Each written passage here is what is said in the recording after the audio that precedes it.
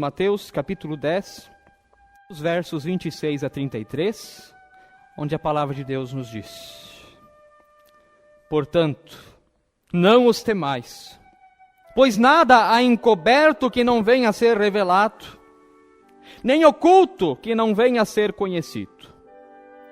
O que vos digo às escuras, dizei-o à plena luz, e o que se vos diz ao ouvido, proclamai-o dos telhados.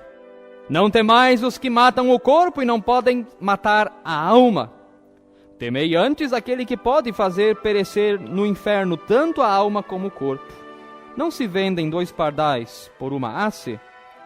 E nenhum deles cairá em terra sem o consentimento de vosso Pai. E quanto a vós outros, até os cabelos da vossa cabeça estão contados. Não temais, pois, bem mais valeis vós do que muitos pardais. Portanto, todo aquele que me confessar diante dos homens, também eu o confessarei diante do meu Pai que está nos céus. Mas aquele que me negar diante dos homens, também eu o negarei diante de meu Pai que está nos céus. Que a graça do Senhor Jesus Cristo, o amor de Deus o Pai e a comunhão do Espírito Santo esteja entre nós. Amém. Amados irmãos e amadas irmãs, hoje é um dia importante, não só para nós como Igreja Evangélica de Confissão Luterana no Brasil, Paróquia Ferabras, mas também para a sociedade e para a cultura de um modo geral. O dia de hoje deve ser lembrado, não deve ser esquecido. Hoje, durante o dia, estive, por exemplo, palestrando na Escola Duque sobre as consequências da reforma na sociedade. Muitas coisas das quais nós todos desfrutamos diariamente e nem sabemos. Por exemplo, a alfabetização para todas as pessoas foi uma invenção de Lutero. Quem separou o Estado da Igreja foi Lutero. Quem dividiu o ensino em fundamental, médio e superior foi Lutero. Quem inventou a profissão de professora foi Lutero. E nós poderíamos aqui dizer muitas coisas. Benefícios que nós temos hoje da reforma. E a reforma não foi um processo fácil. Porque reforma sempre é uma coisa delicada. Quem faz reforma em casa sabe que é. Reforma é uma coisa tão delicada que haviam outros reformadores antes de Lutero. Como, por exemplo, trago aqui o nome de só um deles. Esse que está ali na foto, aliás, na pintura, é o Johann Hus. Ele propôs 100 e alguns anos antes de Lutero a mesma coisa que Lutero viria a propor. Sabe onde é que Johann Hus foi parar? Na fogueira. Na fogueira. Um outro reformador chamado Johann Wycliffe morreu e para julgar ele chegaram a desenterrar os restos mortais dele e queimar para assustar as pessoas de que uma reforma não seria possível. Então o processo da reforma foi sim delicado. Mas é interessante que o Johann Hus, quando ele morreu, ele disse: estão me matando, mas daqui 100 anos virá alguém que conseguirá fazer o projeto da reforma. Assim diz uma lenda, pode ser que seja verdade, pode ser que não. Mas fato é que essa frase dele está registrada na história. E neste período, então, se procurava reformas. E por curiosidade, nós estamos com uma reforma aqui no Centro Evangélico Vida Nova exatamente essa semana. E também a comunidade Bom Pastor está colocando piso no seu templo. Lá eu não peguei o piso, mas eu trouxe aqui algumas coisas. Aqui da reforma da Vida Nova, mas serve de exemplo. Antes, a nossa secretaria era feita desta madeira, cheia de cupins, que só de a gente se escorar nela era capaz de cair. Ou se a gente soprava, podia tombar. Era assim que era. Precisava uma reforma. Precisava uma coisa nova. Precisava algo que fosse firme, algo que fosse durar e que não fosse ser um risco para ninguém. Esse material precisava ser trocado. Então nós temos lá o Centro Evangélico, que também parte do culto infantil, agora com tijolos. Uma coisa firme. Vou pedir para a senhora segurar. É pesado? É bom material isso? É bom. É um bom material. Se deixar cair no chão aqui, olha, é estrago para o tijolo, mas acho que por parte do chão também. É pesado. Isso significa reforma. Algo está inútil e precisa urgentemente ser trocado antes que se torne pior do que já está e, inclusive, ameace a vida das outras pessoas. A mesma coisa aconteceu, só para vocês escutar, ó, tá ali, bem pesadão o tijolo. Isso aconteceu na época do Lutero. Como é que estava a fé, como é que estava a igreja na época? Contaminada, cheio de coisas. Cheio de coisas que não condizem com a palavra de Deus, e como diz o apóstolo Paulo em Gálatas, que nós ouvimos na confissão de pecados, outros evangelhos, outras coisas que não dizem com a verdade que está nas Escrituras. E havia então um clamor de que a igreja se reformasse, que esse material fosse então jogado fora e que viesse algo sólido, algo que seja duradouro. Veio então Martim Lutero, ou João Hus e outros, mas agora o Lutero com a proposta do tijolo, a proposta da reforma. Mas sabe qual que foi o problema? Por incrível que pareça, tinha gente que queria ficar com a madeira cheia de cupim. Esse foi o problema. Tudo teria sido muito mais fácil se as pessoas, se inclusive a instituição da época, que nós não podemos comparar com a Igreja Católica de hoje, era outra Igreja Católica, não podemos criticar ela da mesma maneira hoje. Ela passou por uma contra-reforma também, voltando à palavra de Deus, isso é importante também dizer, mas na época a igreja não quis o tijolo. A igreja quis a madeira contaminada, cheia de cupim. Em outras palavras, a igreja não quis aquilo que estava na palavra de Deus, mas a igreja queria aquilo que sempre foi assim, sempre estava lá. Aquilo que estava na sua tradição. Em novembro de 1483, nascia então o Martin Luther, que eu quero explicar para vocês que o nome dele primeiro não era Lutero. O nome dele era Martin Luther. O pai dele, inclusive, era Hans Luther. E o Luther, no Hochdeutsch, se a gente for usar uma palavra bonita, tá? Isso ali é uma palavra bonita ainda, tá? Podia ser pior. A palavra Luther no alemão significa prostituta. Esse era o sobrenome original de Martin Lutero. E esse Luther, então, nasceu e tinha um pai que era mineiro, aliás, minerador, né? Senão ele seria de Minas Gerais.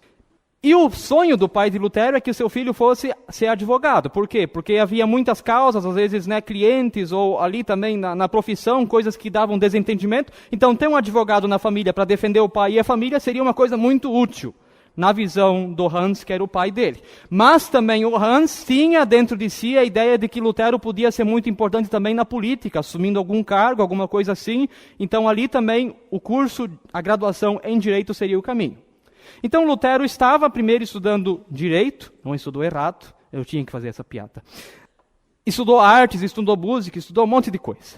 E um dia, o Lutero, ele estava voltando do sepultamento de um amigo dele. E Lutero aqui ainda era jovem, né, adolescente. Imagina, triste, voltando de um sepultamento de alguém que também era jovem, que havia falecido na juventude. Já é uma coisa pesada. Mas na volta desse sepultamento, no caminho que provavelmente era a pé, e naquele tempo não tinha faixa, como nós temos hoje, era tudo umas trilhas, de repente, né, umas picadas no meio do mato, veio um temporal que nem aqueles que nós estamos vendo aí essa semana em Sapiranga. Umas coisas assim de assustar. E Lutero apavorado, pensando, e agora se cai um raio na minha cabeça, se cai uma árvore na minha cabeça, o que eu vou fazer da minha vida? Como é que vai ser? Eu vou morrer aqui? Também já apavorado, porque tinha perdido o amigo, e agora ele também, jovem, iria morrer numa tempestade. Desesperado. Também porque naquela época se tinha a ideia de que todo o temporal era mandado por Deus, então ele achava que Deus de fato estava perseguindo ele. E o que ele faz em desespero? Se coloca ao chão e ora para aquela que era a padroeira das causas impossíveis da época e diz: Santa Ana, deixa eu ficar vivo e então eu vou ser padre. Vocês são de descendência alemã, eu também por parte de mãe. Alemão, quando promete uma coisa, cumpre. Lutero sobreviveu àquela tempestade e entrou então no mosteiro de Erfurt para lá então cumprir aquilo que ele tinha prometido, para ser um padre. Ou seja, amados irmãos e amadas irmãs, só nessa tempestade nós vemos que Lutero era uma pessoa atordoada, atormentada. A tempestade estava mais dentro dele do que fora dele. Lutero sempre via Deus como um Deus castigador. Um Deus que por qualquer coisa que você fizer errada vai jogar um raio na tua cabeça. Era assim que Lutero imaginava Deus. E ele vai então para o mosteiro, pensando que lá ele vai encontrar o amor, lá ele vai encontrar a misericórdia de Deus, mas lá que a consciência dele pesava mais ainda, porque por mais que ele tentava ser uma pessoa boa, ele nunca era bom o suficiente para agradar a Deus. A imagem que ele tinha, a visão que ele tinha de Deus é um castigador onipotente. Sabe como a imagem de Deus era, de Jesus especialmente, era divulgada na época? Isso eu falei também lá hoje no Duque.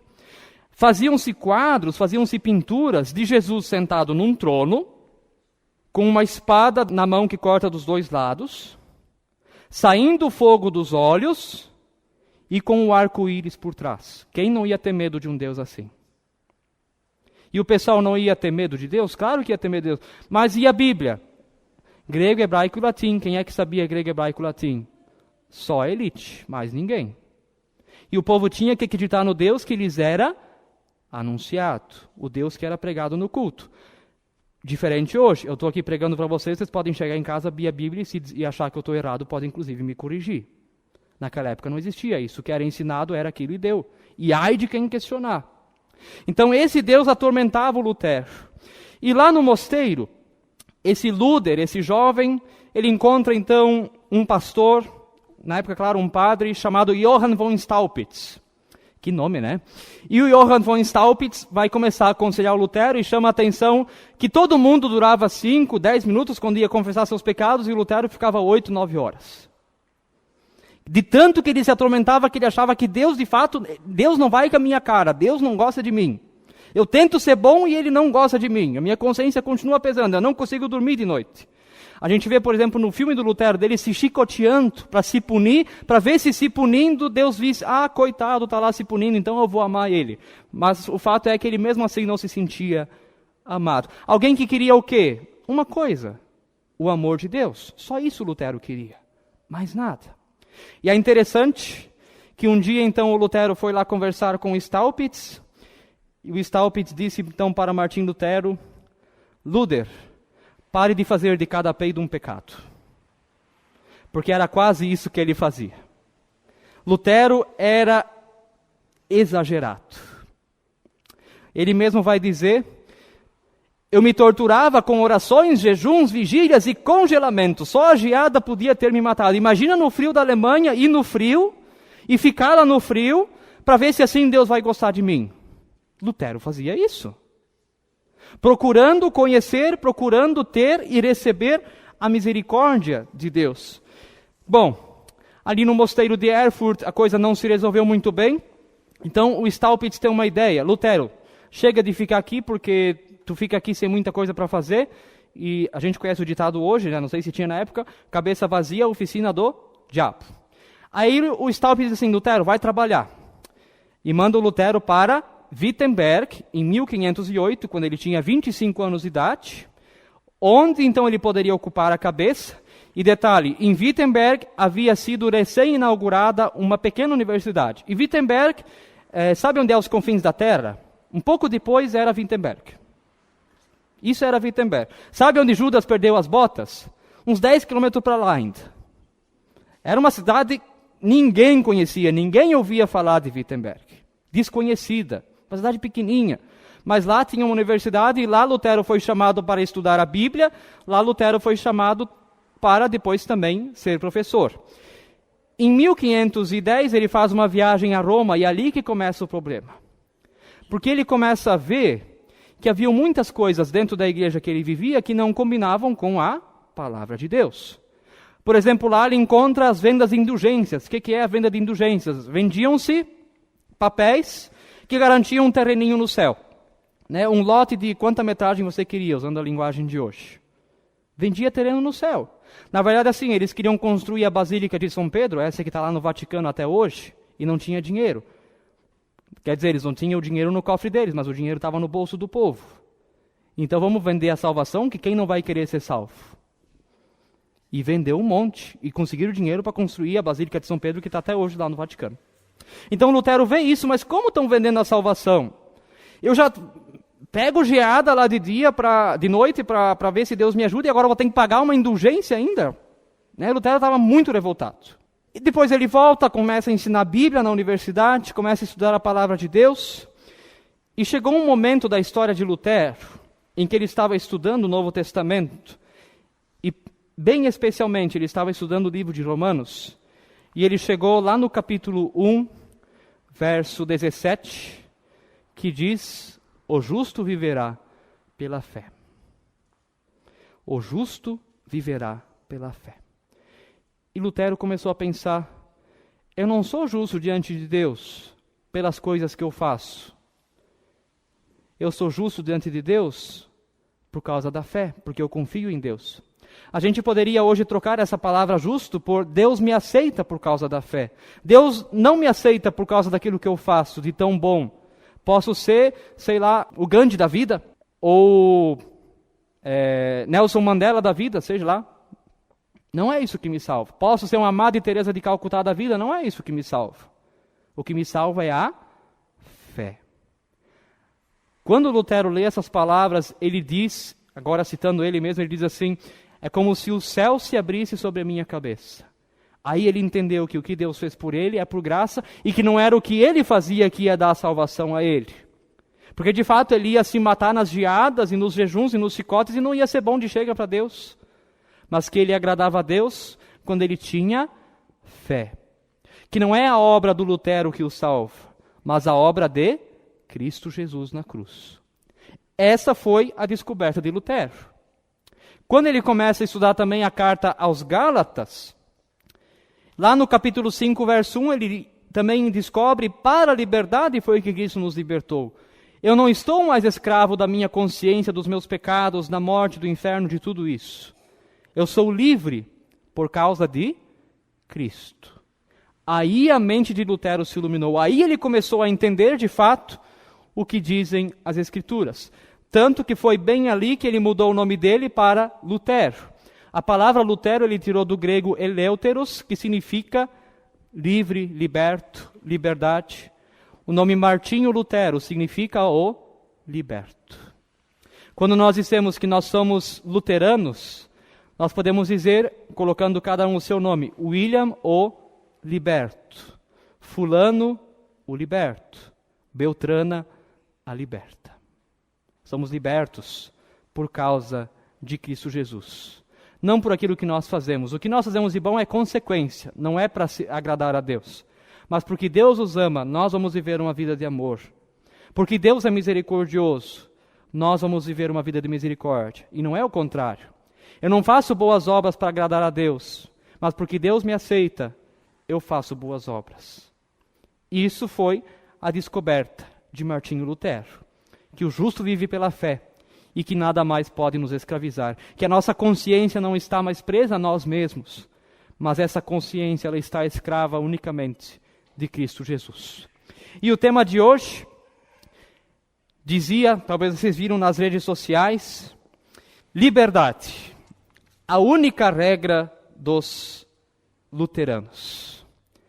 Não sei se vocês perceberam, mas tem uma contradição dentro desse tema. Porque geralmente nós consideramos que na liberdade não há regras e nas regras não há liberdade. Como é que eu vou ser livre se tem regras? Já não é liberdade. Como é que vai ter regras se dizem que eu sou livre? Liberdade, a única regra dos luteranos. O que é de fato liberdade? O que é isso que Lutero descobriu? E que nós há 502 anos trazemos isso na nossa bagagem como igreja luterana. Quero dar a palavra ao próprio Lutero, ele que vai dizer, existe a liberdade da carne que antes de tudo reina no mundo. Aqueles que a possuem não obedecem a Deus nem às leis, mas fazem o que querem. A liberdade cristã não é fazer o que a gente bem entende. Essa é a liberdade que o mundo ensina. Outra voz de Lutero, essa é uma liberdade diabólica com que o diabo liberta os ímpios a fim de que pequem contra Deus e os homens. Por isso, não é dessa liberdade que tratamos aqui. Não é dessa liberdade que pode tudo que Lutero está falando. Mas que liberdade então? Então não é liberdade. Não, que liberdade que é essa então que Lutero fala? Através de Cristo, nos tornamos seguros e livres da lei, do pecado, da morte, do poder do diabo, do inferno. Livres do quê? Dessas coisas ali e outras mais. Livres da lei. A palavra, a gente lê ela acusa a gente. A gente olha os 10 mandamentos, de repente eu não matei ninguém, mas com uma palavra que eu disse, eu matei uma pessoa, ela ficou chateada comigo. A lei nos acusa. Mas quando eu olho para Cristo e peço perdão, eu estou livre. O pecado me aprisiona, me escraviza. E ele diz, sim, você, William Felipe Zacarias, é um baita pecador. Mas quando eu olho para Cristo, eu posso dizer, não por causa de mim, mas por causa de Cristo, eu sou livre. A morte, se a gente crê na ressurreição, crê na vida eterna, do poder do diabo, não precisamos ter medo do diabo. Porque nós somos livres dele em Cristo Jesus. Não precisamos ter medo do inferno. Somos livres do inferno em Cristo Jesus. Essa é a liberdade. Essa é a única regra dos luteranos. Essa é a liberdade que Deus nos deu. Uma irmã lá da comunidade Bom Pastor, ela me disse esses dias essa frase e eu achei sensacional. Resume tudo o que nós ouvimos nessa noite. Ame e faça o que quiser. Ame e faça o que quiser. O que significa isso? Essa era sempre a pergunta que Lutero fazia nos catecismos. O que significa isso?